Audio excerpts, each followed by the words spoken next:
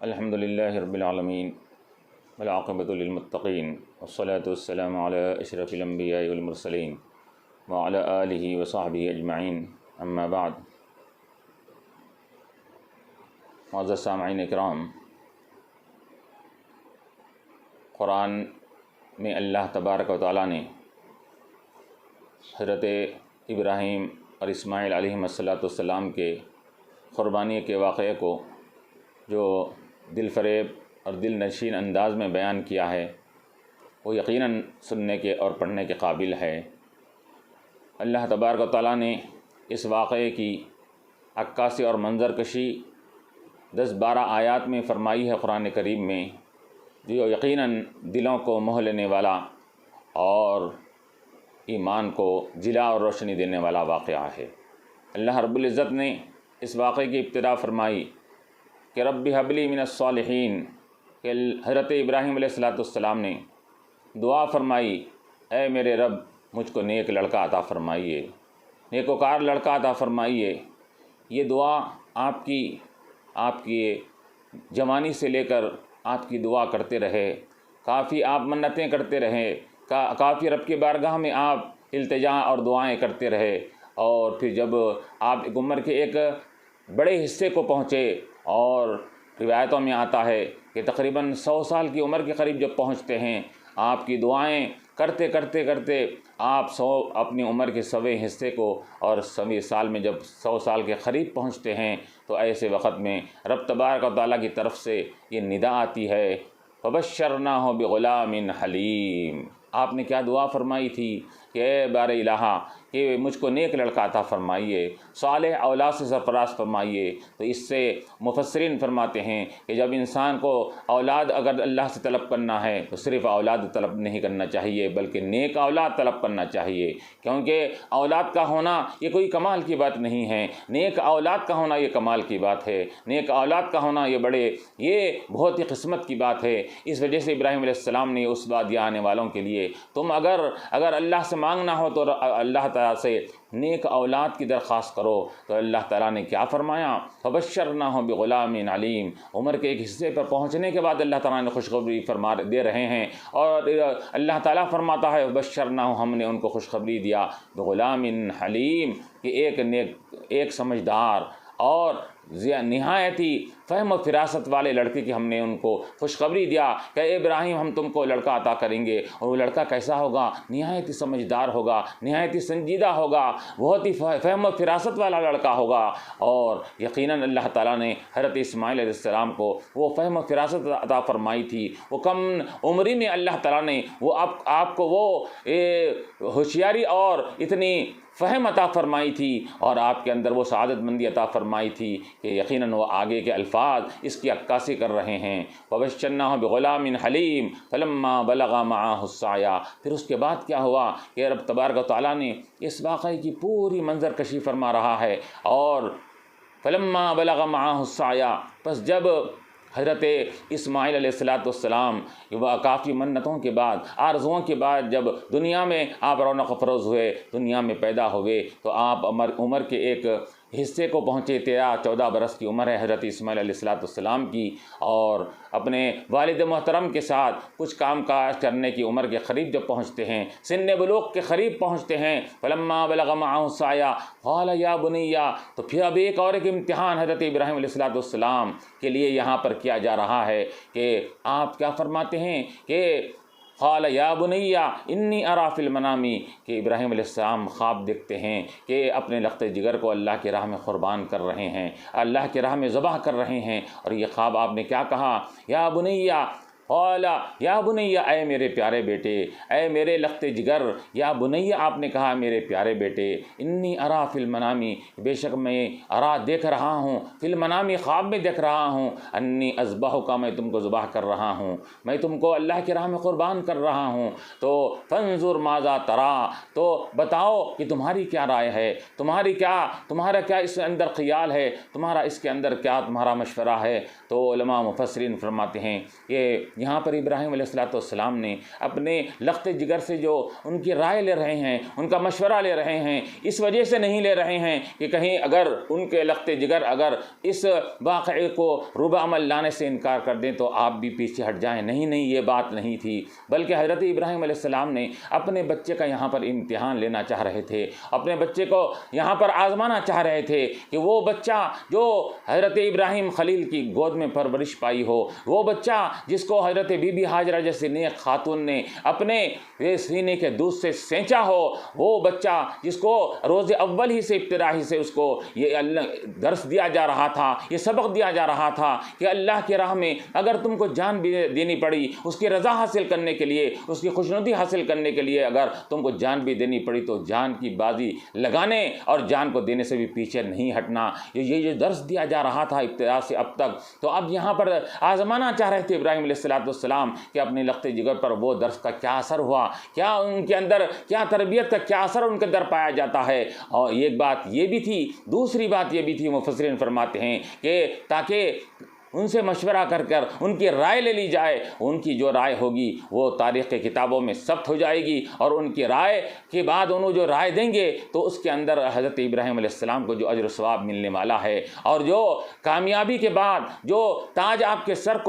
کے اوپر یہ چمکنے والا ہے، وہ تاج حضرت ابراہیم علیہ السلام چاہتے تھے کہ یہ تاج صرف میرے سر پر نہ ہو، میرے لخت جگر کے سر پر بھی وہ تاج آ جائے، اور وہ جو اللہ کے بارگاہ میں اللہ کی رضامندی اور خوشنودی کے لیے اپنی جان دینے، میں جان قربان کرنے کے لیے میں تیار ہوں، تو میرا لخت جگر بھی قربان ہونے کے لیے تیار ہے یا نہیں ہے۔ تو یہ قربان، یہ رضامندی کا تاج وہ اپنے ساتھ اپنے بیٹے کو بھی پہنانا چاہ رہے تھے۔ اس وجہ سے فرماتے ہیں فانظر ماذا ترى، اے میرے پیارے بچے بتاؤ تمہاری کیا رائے ہے۔ تو اب یہاں پر بچے نے کیا جواب دیا، وہ 13-14 سال کا بچہ ہے، اور پھر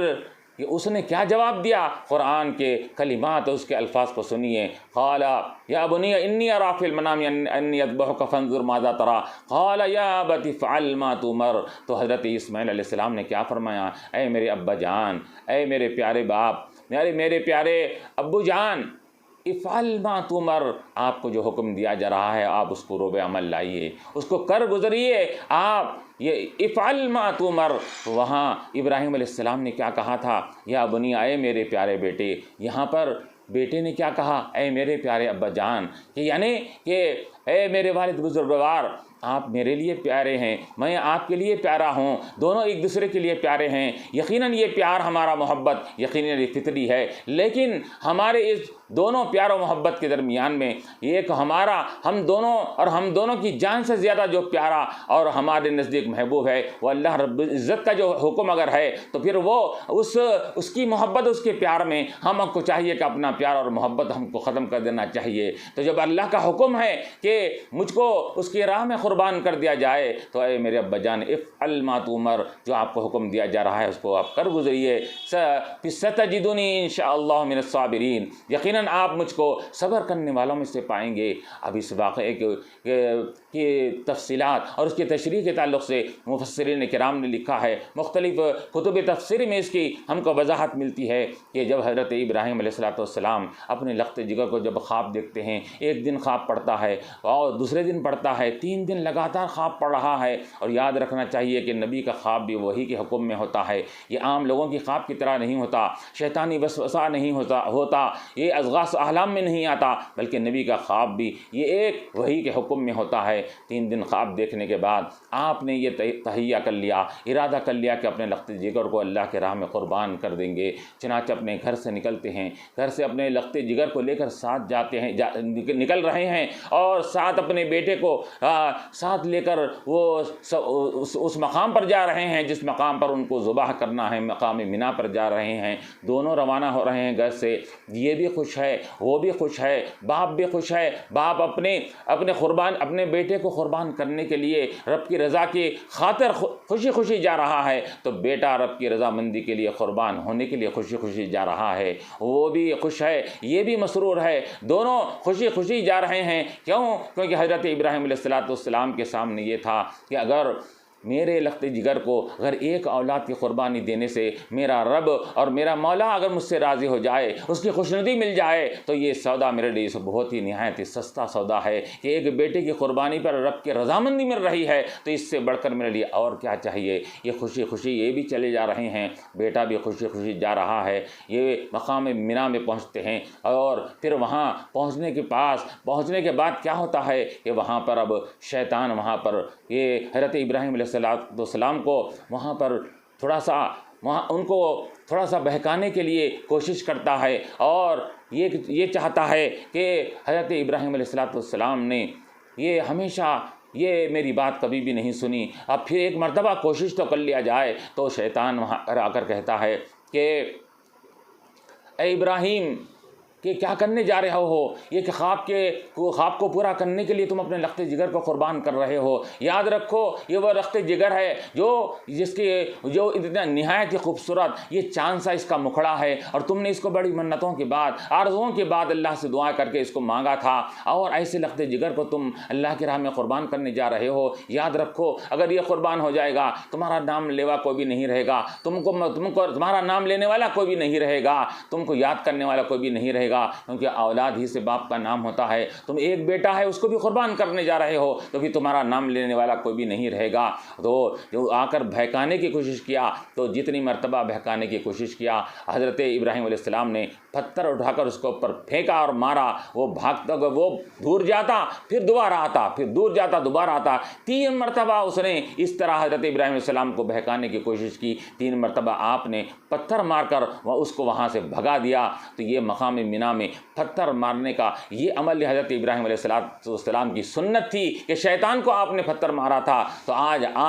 حاجیوں کو یہ حکم دیا جاتا ہے کہ مینا میں رمی جمرات کے موقع پر یہ بڑے شیطان، چھوٹے منجلے شیطان کو کنکر مارنے کا جو حکم دیا جا رہا ہے وہ حضرت ابراہیم علیہ السلام کی سنت ہے۔ اور پھر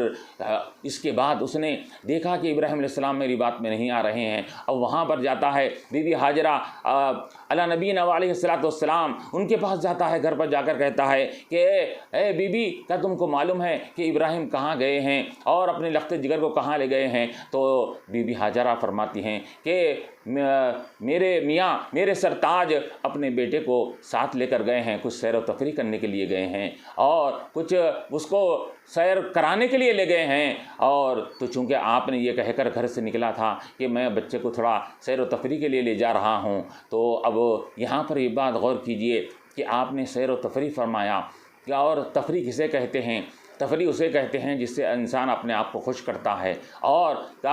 اپنے آپ کو فرحت محسوس کرنے لگتا ہے، کہ انسان کا اگر دل اچاٹ ہو جاتا ہے تو کسی جگہ تفریح کے لیے نکل جاتا ہے تاکہ اس سے اس کا دل خوش ہو جائے، دل کو فرحت حاصل ہو جائے۔ تفریح فرحت سے بنا ہے، فرحت کے معنی خوش ہونے کے، خوش کرنے کے ہے، تو تفریح کے معنی خوش کرنے کے ہے۔ تو ہم یہ سمجھتے ہیں کہ اپنے آپ کو خوش کرنے کے لیے یہ ہم کسی چمن میں چلے جاتے ہیں، کسی باغ میں چلے جاتے ہیں، کسی فارم ہاؤس میں چلے جاتے ہیں اپنے آپ کو خوش کرنے کے لیے، لیکن اللہ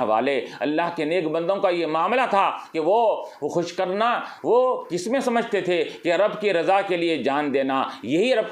کو خوش کرنے کا کام ہے، یہی تفریح کا سب سے بڑا معیار ہے کہ اللہ تعالیٰ کو ہمارے کام سے راضی کر لیا جائے، اس کو خوش کر لیا جائے۔ تو یہ اس طرح آپ بی بی ہاجرہ سے یہ کہہ کر نکلتے ہیں کہ میں ان کو سیر و تفریح کے لیے لے جا رہا ہوں، اور ایک روایت میں یہ بھی آتا ہے کہ آپ نے یہ کہہ کر گھر سے نکلا کہ میں کسی دوست کی دعوت میں جا رہا ہوں، اپنے بچے کو ساتھ لے جا رہا ہوں۔ تو یہ بات بھی آپ کی غلط نہیں ہے، کیوں؟ پہلی بات بھی صحیح تھی کہ تفریح سے مراد رب کو خوش کرنے کے لیے جا رہے تھے، تفریح اسی کو کہتے ہیں، اور اب یہ بات جو کہی گئی کہ دوست کی دعوت میں میں اپنے بچے کو لے جا رہا ہوں، یقیناً حضرت ابراہیم علیہ السلام کو اللہ تعالیٰ نے کیا فرمایا؟ خلیل اللہ کہا، اللہ کے دوست کہا، تو اللہ تعالیٰ ان کا دوست، یہ اللہ کے دوست ہوئے، تو یہ رب کے دعوت اور رب کے پیغام پر، رب کے بلاوے پر اپنے بیٹے کو لے جا رہے ہیں۔ تو یہ بات بھی آپ کی جھوٹی نہیں، غلط نہیں ہے، بلکہ یہ بات بھی آپ اپنے بات میں سچے اور صداقت پر مبنی ہے۔ کیوں؟ کیونکہ آپ نے کہا کہ رب کی دعوت پر لے جا رہا ہوں، کیونکہ رب کا حکم ہے کہ میں اپنے لخت جگر کو قربان کروں،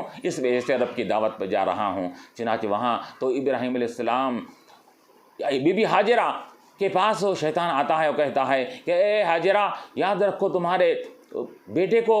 تمہارے سرتاج نے، تمہارے شوہر نے یہ گھمانے پھرانے کے لیے نہیں لے گیا، سیر و تفریح کے لیے نہیں لے گیا ہے، بلکہ اس لیے لے گیا ہے تمہارے بیٹے کو کہ وہ اس کو ذبح کر دے، اس کو قربان کر ڈالے۔ تو بی بی ہاجرہ فرماتی ہیں کہ وہ چونکہ شیطان انسانی شکل میں آیا تھا، ایک شخص کی شکل میں آیا تھا، تو بی بی ہاجرہ فرماتی ہیں اے انسان کیا کہہ رہا ہے، کیا تجھے معلوم ہے کہ ابراہیم اپنے لخت جگر کو کتنا چاہتے ہیں، کتنا محبت کرتے ہیں اور کتنا ان سے لاڑ و پیار کرتے ہیں۔ بڑی عرض و منتوں کے بعد اللہ تعالیٰ نے ان کو یہ لڑکا نوازا ہے، عطا فرمایا ہے۔ تو کیسا یہ ایک عام باپ بھی اپنے بیٹے کو قربان نہیں کر سکتا، یہ تو زیارہ اور دل و جان سے چاہتے ہیں، یہ کیسے اپنے بیٹے کو قربان کر سکتے ہیں؟ تو اس پر انہوں نے کہا کہ نہیں، وہ یہ کہہ رہے ہیں کہ رب کا حکم ہے، رب تبارک و تعالیٰ نے ان کو حکم دیا ہے بیٹے کو ذبح کرنے کے لیے، اس وجہ سے وہ ذبح کرنے کے لیے لے جا رہے ہیں۔ روکو، ابھی بھی جا کر یہاں سے نکلو، جا کر اپنے بیٹے کو قربان ہونے سے بچا لو، بیٹے کو ذبح ہونے سے بچا لو۔ تو جب اس شخص جو شخص کی شکل میں آیا تھا، اس نے کہا کہ رب کے رضامندی اور رب کے حکم پر یہ قربان کرنے کے لیے لے جا رہے ہیں، تو بی بی ہاجرہ علی نبینا علیہ السلام نے کیا فرمایا؟ بی بی ہاجرہ نے فرمایا کہ اے وہ شخص، اے وہ شیطان، تو شیطان معلوم ہو رہا ہے، نکل جا یہاں پر۔ اگر اللہ تعالیٰ نے کہا کہ یہ حکم ہے، اللہ تعالیٰ کی یہ رضا اور اس کی خوشنودی ہے کہ میرے لخت جگر کو قربان کر دوں، تو پھر اگر رب کے حکم پر وہ لے جا رہے ہیں قربان کرنے کے لیے، تو پھر میں اس کے لیے راضی ہوں۔ ارے ایک اسماعیل تو کیا، اگر رب کے حکم اور رب کی مرضی پر اس کی خوشنودی کے لیے میں 100 اسماعیل بھی اگر ہوں تو میں اللہ کے راہ میں قربان کرنے کے لیے تیار ہوں۔ یہاں سے نکل جا، تو یہاں سے چلا جا۔ تو وہاں پر بھی وہ اپنے منہ مات کھا جاتا ہے، ہار جاتا ہے۔ ایک خاتون کے مقابلے میں بھی وہ اب اس کا داؤ نہیں چلتا، وہاں سے بھی نکل جاتا ہے۔ یہاں آ کر بھٹکانے کی کوشش کرتا ہے حضرت ابراہیم علیہ السلام کو، وہاں پر بھی اس کا داؤ نہیں چلا۔ اب پھر اس کے بعد کیا ہو رہا ہے کہ حضرت اسماعیل علیہ السلام سے اب استفسار کرتے ہیں، تو یہ اسماعیل علیہ السلام کا جواب بھی اللہ تعالیٰ نے فرمایا ستجدنی انشاءاللہ من الصابرین، اے میرے ابا جان یقیناً آپ مجھ کو صبر کرنے والوں میں سے پاؤ گے۔ میں آہ نہیں کروں گا، میں بے صبری کا اظہار نہیں کروں گا، میں تڑپوں گا نہیں، میں بے صبری کا اظہار نہیں کروں گا۔ چنانچہ فلما اسلما وتلہ للجبین، بس دونوں باپ قربان کرنے کے لیے تیار ہو گیا، بیٹا قربان ہونے کے لیے رب کی بارگاہ میں تیار ہو گیا۔ اسلمہ، دونوں جھک گئے، دونوں اپنے سر تسلیم کو دونوں نے خم کر دیا۔ باپ قربان کرنے کے لیے سر تسلیم خم کر دیا، بیٹا قربان ہونے کے لیے سر تسلیم خم کر دیا۔ دونوں جب تیار ہو گئے قربان کرنے اور قربان ہونے کے لیے، تو اللہ تعالیٰ نے کیا فرمایا؟ فلما اسلما وتلہ للجبین، اور اس کے بعد ابراہیم علیہ السلام نے ان کو پیشانی کے بل لٹا دیا۔ اور پھر روایتوں میں کیا آتا ہے کہ مختلف 2-3 روایتیں اس کے اندر ملتی ہے کہ ان کے لخت جگر حضرت اسماعیل علیہ السلام نے اپنے والد بزرگوار سے فرماتے ہیں کہ اے میرے ابا جان، آپ آنکھوں پہ پٹی باندھ لیجئے اور پھر اس کے بعد یہ مجھے الٹا لٹائیے۔ روایت میں یہ بھی آتا ہے کہ مجھے سجدے کے طرح مجھے لٹا دیجئے تاکہ میں رب کی بارگاہ میں پہنچوں تو رب کی بارگاہ میں سجدہ ریزی کرتے ہوئے پہنچ جاؤں میں۔ الٹا لٹائیے، یا اور ایک روایت آتی ہے کہ کروٹ لٹا کر میرے چہرے کو زمین کی طرف پھیر دیجئے، کہیں ایسا، اور آنکھوں پر پٹی بھی باندھ لیجئے، کہیں ایسا نہ ہو میرے ابا جان آپ قربان کرتے وقت، چھری چلاتے وقت آپ کو فدری محبت آپ کے اوپر پھر غالب آ جائے، کہیں آپ اس عمل سے کہیں نہ رک نہ جائیں اس وجہ سے۔ اور دوسری بات کہ آپ میرے پیروں کو، میرے ہاتھوں پیروں کو رسی سے باندھ دیجئے کہ ایسا نہ ہو کہ کہیں میں قربان ہوتے وقت ہاتھ پیر ماروں اور میرے خون کے چھینٹے آپ کے اوپر پڑے تو یہ میرے لیے گوارا نہیں ہے، آپ میرے ہاتھوں اور پیروں کو باندھ دیجئے۔ تو چنانچہ حضرت ابراہیم علیہ السلام نے آنکھوں پر پٹی باندھ لیا اور بچے کے ہاتھ پیر کو رسی سے باندھنے کے بعد اس کو کروٹ لٹاتے ہیں یا چت لٹاتے ہیں۔ چت لٹانے کے بعد اب قربان کرنا چاہتے ہیں اور ذبح کرنا چاہتے ہیں، تو پھر حضرت اسماعیل علیہ السلام فوراً فرماتے ہیں کہ ابا جان کہ آپ میرے ہاتھ پیروں کی رسی کو کھول دیجئے۔ باپ کہتے ہیں کہ بیٹا ابھی تم نے کہا تھا ہاتھوں کو پیروں کو رسی باندھو، تو بیٹے کا جواب سنیے۔ حضرت اسماعیل علیہ السلام فرماتے ہیں کہ ابا جان میرے ہاتھوں اور پیروں کی رسی اس لیے کھول دیجئے کہ اگر میں ہاتھوں اور پیروں کی رسی سے اگر میں ذبح ہوں تو کل کے دن کوئی تاریخ لکھنے والا، کوئی مورخ یہ لکھتے ہوئے یہ تاریخ کی کتابوں میں یہ لکھ دے گا کہ باپ تو خوشنودی کے ساتھ اللہ کی رضا خبردار خوشی کے ساتھ ذبح کرنے کے لیے تیار تھا. بیٹا خوشی کے ساتھ راضی نہیں تھا تو بیٹے کو زبردستی اس کے ہاتھوں پیروں میں رسی باندھ کر اس کو ذبح کیا گیا. کہیں ایسا نہ ہو جائے میرے اوپر کوئی حرف نہ آ جائے, اس وجہ سے آپ میرے ہاتھ پیر کی رسی کو کھول دیجئے. یقیناً میں وغا نہیں کروں گا, بے صبری کا اظہار نہیں کروں گا, ہاتھ پیر بھی نہیں ماروں گا, اور میں کوئی بھی ذرا برابر بھی بے چینی کا اظہار نہیں کروں گا. میں صبر کے ساتھ اور پھر یقیناً میں ایسے برداشت کے ساتھ میں اس عمل کو جھیلوں گا کہ ذرا برابر بھی میں بے صبری کا اور یا بے چینی کا اظہار نہیں کروں گا. اور پھر اس کے ساتھ ساتھ آپ نے یہ بھی کہا کہ میرے ابا جان کہ میرے آپ سے ایک خواہش ہے کہ جب آپ میری والدہ کے پاس جب آپ واپس لوٹ کر جائیں تو میری والدہ کو یہ میرا قمیص جس میں ذبح ہوا ہوں اللہ کی محبت میں اس کی رضا کے خاطر یہ قمیص لے جا کر میری والدہ کو کہ بارگاہ میں پیش کرنا, تاکہ میری والدہ کو اس قمیص سے تسلی ہو جائے, ان کو کچھ تشفی ہو جائے. کیونکہ معلوم ہے کہ جس طرح کے یہ لاڈلے بیٹے حضرت یوسف علیہ السلام جب جدا ہو گئے تھے, حضرت یعقوب علیہ السلام روتے روتے ان کی آنکھوں کی بینائی ختم ہو گئی تھی. حضرت یوسف علیہ السلام نے اپنا قمیص بھیجا اور کیوں, اس وجہ سے تاکہ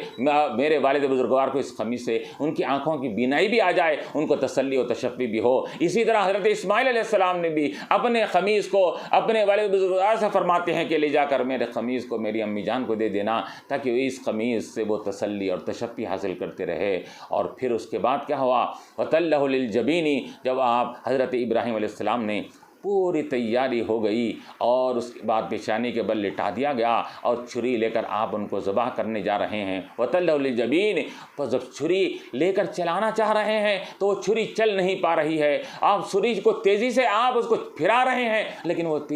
چھری چل ہی نہیں پا رہی ہے. آپ جھلا کر اس چھری کو نیچے پھینکتے ہیں اور کہتے ہیں کہ کیا ہوگا اے چھری, تو کیوں نہیں چل رہی ہے, حالانکہ اتنی تیز چھری ہے, تیرا کام تو چلنا ہے, کیوں نہیں چل رہی ہے. چھری اپنی زبان حال سے کہتی ہے کہ اے ابراہیم خلیل, تم مجھے حکم دے رہے ہو کاٹنے کا, ادھر رب جلیل حکم دے رہا ہے نہ کاٹنے کا حکم دے رہا ہے. اے چھری خبردار, تو تیرا کام کاٹنا ہے لیکن ہماری مشیت اب یہاں پر کاٹنے کی نہیں ہے, تو خبردار آگاہ ہو جانا, تو ذرا برابر بھی ان کے ایک بال کو بھی نہیں کاٹنا. اور تو ابراہیم علیہ السلام فرماتے ہیں زبان حال سے, ارے چھری تیرا تو کام تو کاٹنا ہے. تو چھری زبان حال سے جواب دیتی ہے یقیناً میرا کام کاٹنا ہے. آگ کا بھی تو کام جلانا تھا, لیکن آپ کو نمرود نے جب آگ میں ڈالا تھا تو اس وقت آپ کو آگ جلا نہیں سکی تھی, آگ آپ کے اوپر گلزار بن گئی تھی. تو معلوم یہ ہوا کہ آگ کا کام جلانا ہے, چھری کا کام یہ کاٹنا ہے. یہ لیکن یہ سب یہ موقوف ہے, یہ ڈیپینڈ ہے, منحصر ہے اللہ کی مشیت پر. اللہ چاہا تو چھری کاٹ سکتی ہے, اللہ چاہا تو آگ جلا سکتی ہے, کیونکہ اللہ کی مشیت نہیں ہے. اللہ کی مشیت وہاں پر بھی نہیں تھی آپ کے ساتھ کہ جب آگ میں ڈالا گیا تو آگ نہیں جلا سکی, تو اللہ کی مشیت یہاں پر بھی ہے کہ وہ چھری آپ کے لخت جگر کو کاٹ نہیں پا رہی ہے. تو اس کے بعد پھر آپ کیا دیکھتے ہیں, اور پھر لے کر ذبح کرنا چاہے تو اچانک آپ ایسا محسوس ہوا کہ آپ لخت جگر کو ذبح کر دیے ہیں. اچانک اوپر سے ندا آتی ہے. کیا ندا آتی ہے؟ وَنَادَيْنَاهُ أَن يَا إِبْرَاهِيمُ, اللہ تعالیٰ نے یہ آسمان دنیا سے ندا فرمائی. نادیناہو, ہم نے ابراہیم علیہ السلام کو پکارا, ہم نے ندا دی, ان یا ابراہیم, اے ابراہیم, قد صدقت الرؤیا, یقیناً تم نے خواب کو سچ کر دکھایا. تم نے خواب میں جو واقعہ دیکھا تھا اس کو تم نے سچ کر دکھایا, اس کو ربع عمل لا لیا. اور جب یہ واقعہ وقوع پذیر ہو رہا تھا اس وقت حضرت ابراہیم علیہ السلام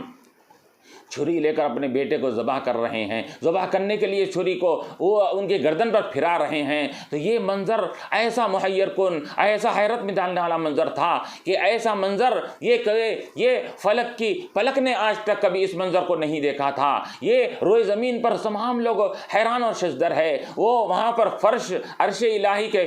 جو فرشتے ہیں وہ فرشتے دم بخود ہیں اور بہت ہی نہایت حیرت اور تعجب کا اظہار کر رہے ہیں. اے بار الہ, یہ کیا معاملہ ہو رہا ہے؟ ایک باپ ایک لخت جگر اپنے لخت جگر کو ذبح کرنے کے لیے جا رہا ہے. ایسا واقعہ ہم نے آج تک تاریخ میں نہیں دیکھا. انسانیت کی تاریخ میں ایسا واقعہ یہ تاریخ کی کتابوں میں ثبت نہیں ہوا. یہ کیا واقعہ یہ تاریخ کی کتابوں میں یہ رقم ہونے والا ہے, لکھا جانے والا ہے. ادھر فرشتے حیران ہیں, ادھر پر فرش پہ رہنے والے فرش والے ادھر حیران ہیں, اور ادھر عرش والے فرشتے ادھر وہاں پر حیران ہیں. سب دم بخود ہے. اور پھر یہ بھی آتا ہے کہ آسمان دنیا کا سورج یہ اس واقعے کی تاب نہ لا کر وہ سورج بھی ابر کے درمیان میں جا کر چھپ جاتا ہے، اس کو بھی برداشت نہیں ہو رہا ہے یہ واقعے کو دیکھنے کے، ہر چیز ایک دم بخود ہے، ہر کوئی اپنے انگلیوں اپنے دانتوں میں انگلی دبائے ہوئے یہ تھاما ہوا دیکھ رہا ہے اس منظر کو۔ اللہ تعالیٰ نے فرشتوں سے فرمایا کہ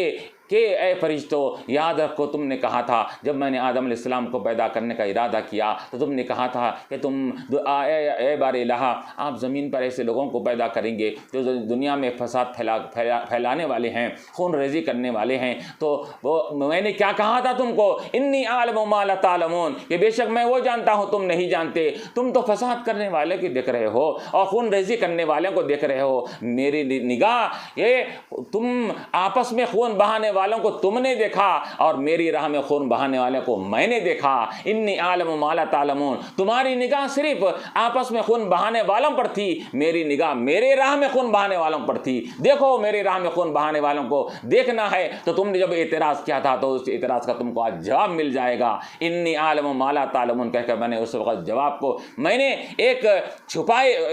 تذبذب کے انداز میں میں نے اس کو چھپا دیا تھا، آج اس کا تم کو سامنے اظہار ہو گیا ہے۔ تو اس طرح پھر اللہ تعالیٰ نے ندا دیا قد صدقت الرؤیا، کہ اے ابراہیم تو آپ نے اپنے خواب کو سچ کر دکھایا، انا کذالک نجزی المحسنین، اسی طرح ہم احسان کرنے والے اچھا عمل کرنے والوں کو اس طرح بدلہ عطا فرماتے ہیں۔ یہ ایک اور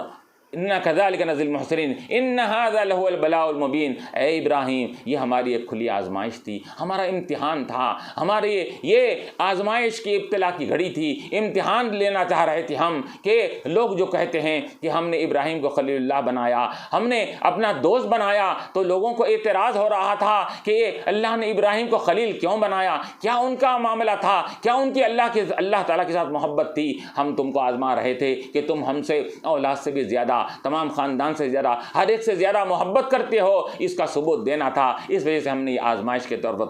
تمہارے لیے ہم نے یہ آزمائش کی گھڑی رکھی تھی، اور خواب میں ہم تم کو اس کی طرف اشارہ کیا تھا، تم نے خواب کو سچ کر دکھایا، قد صدقت الرؤیا انا کذالک نجزی المحسنین ان ھذا لہو البلاء المبین، یقیناً یہ آزمائش کی گھڑی تھی، وفدیناہ بذبح عظیم، اور ہم نے اسماعیل علیہ السلام کے مقابلے میں ہم نے ایک جنت سے ایک دمبے کو بھیجا، اور وہ دمبا اسماعیل علیہ السلام کی جگہ پر آ گیا، اور وہ چھری اسماعیل پر نہیں چلی بلکہ وہ چھری وہ دمبے پر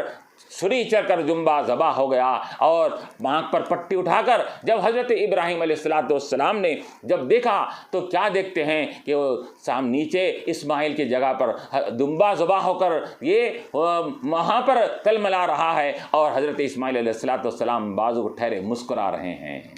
تو اللہ تعالیٰ نے فرمایا قد صدقت الرؤیا انا کذالک نجزی المحسنین ان ھذا لہو البلاء المبین وفدیناہ بذبح عظیم وترکنا علیہ فی الآخرین، اور ہم نے یہ عمل، یہ قربانی کا عمل کو، یہ دمبا کاٹنے کے عمل کو ہم نے بعد میں ترکنا علیہ فی الآخرین، ہم نے ان کے یادگار کو بھی قیامت تک کے لیے باقی رکھ دیا، ان کی اس واقعے کو قیامت تک کے لیے ہم نے یادگار بنا کر رکھ دیا۔ دوسری بات یہ کہ ہم نے اس واقعے کو بھی بعد میں آنے والوں کے لیے ہم نے ایک ان کے طور پر ان کے ذبیحہ کو ہم نے واجب اور مسنون کر دیا اس کے اندر بعد میں آنے والوں کے لیے، یعنی اگر روایت میں آتا ہے، مفسرین فرماتے ہیں کہ اگر حضرت ابراہیم علیہ السلام اپنے لخت جگر کو پورا ذبح کر تو دیے تھے، اگر واقعی ذبح اگر ہو جاتا، رب کی اگر رضامندی اور مشیت کے ساتھ اگر ذبح ہو جاتے تو پھر یہ سنت بن جاتی، یہ طریقہ بن جاتا، یہ لوگ کو اپنے اولاد کو ہر سال عید کے موقع پر قربان کرنا پڑتا تھا، لیکن اللہ تبارک تعالیٰ کو یہ معلوم تھا، اللہ تعالیٰ تمام یہ عالم الغیب ہے، وہ خبیر بھی ہے، باخبر ہے، ہر چیز کی خبر رکھنے والا ہے، اس کو معلوم ہے کہ ہر ایک کی بس کی بات نہیں ہے۔ یہ ابراہیم تھے، وہ میرے خلیل تھے، انہوں نے اپنے لخت جگر کو میرے راہ میں قربان کرنے کے لیے تیار ہوا، ہر کوئی راضی نہیں ہوگا، اس وجہ سے اللہ تعالیٰ نے حضرت ابراہیم علیہ السلام کے لیے ان کے لخت جگر کی جگہ پر دمبا کو رکھا۔ تو اسی طرح یہ اللہ تعالیٰ نے بعد میں آنے والوں کے لیے کہا کہ اے لوگو، ہم جانتے تھے کہ تم ہمارے اس آزمائش اور امتحان کی گھڑی میں پورے نہیں اتر سکتے، ہر کوئی خلیل نہیں ہوتا، ہر کوئی ابراہیم نہیں ہوتا، ہر کوئی اسماعیل نہیں ہوتا، تو ہم کو اس بات کا علم تھا، اس وجہ سے ہم نے کیا کیا کہ تم اپنے لخت جگر کو نہیں تو کم سے کم سال میں ایک مرتبہ اللہ تعالیٰ نے تم کو استطاعت دیا ہے تو اللہ کی راہ میں ایک دمبا ذبح کرو، ایک جانور کو ذبح کرو، تو یہ تمہارے لیے سنت ابراہیمی بھی ہوگا اور تمہارا فریضہ بھی ادا ہو جائے گا۔ تو اور پھر ان ھذا لہو البلاء المبین وفدیناہ بذبح عظیم وترکنا علیہ فی الآخرین سلام علی ابراہیم۔ پھر اللہ تعالیٰ نے اس واقعے کی ختم فرمایا تو کس سے فرمایا؟ سلام علی ابراہیم، اے ابراہیم تم پر ہمارا سلام ہو کہ تم نے اپنی محبت اور خلت کا، دوستی کا جو تم نے ثبوت دے دیا، اس دوستی کے ثبوت پر ہم تم کو سلام کرتے ہیں، تمہارے پر سلامتی ہو اور تمہاری نسلوں پر سلامتی ہو۔ اس طرح اللہ تبارک و تعالیٰ نے، اور پھر کیا کیا؟ وبارکنا علیہ وعلی عیسیٰ، اور پھر اللہ تعالیٰ نے آگے کیا فرمایا؟ سلام علی ابراہیم کذالک نجزی المحسنین۔ اور پھر اس کے بعد اللہ تعالیٰ نے حضرت اسحاق علیہ السلام کی وبشرناہ باسحاق نبی من الصالحین، تو اللہ تعالیٰ نے فرمایا کہ اے ابراہیم تم نے ایک لخت جگر کو ہمارے راہ میں قربان کرنے کے لیے تیار ہو گئے، اب آؤ ہم تم کو اور ایک اس لخت جگر کو بھی ہم زندہ صحیح سالم رکھتے ہیں، اور دوسرے اور ایک لخت جگر کی خوشخبری سنا رہے ہیں، تم کو اور ایک فرزند ارجمن حضرت اسحاق علیہ السلام پیدا ہوں گے، وہ ایسے فرزند ارجمن ہوں گے کہ ان کی نسل سے، ان کی اولاد سے ہم کثرت سے انبیاء علیہ السلام کو پیدا کریں گے۔ وآخر دعوانا الحمد للہ رب العالمین۔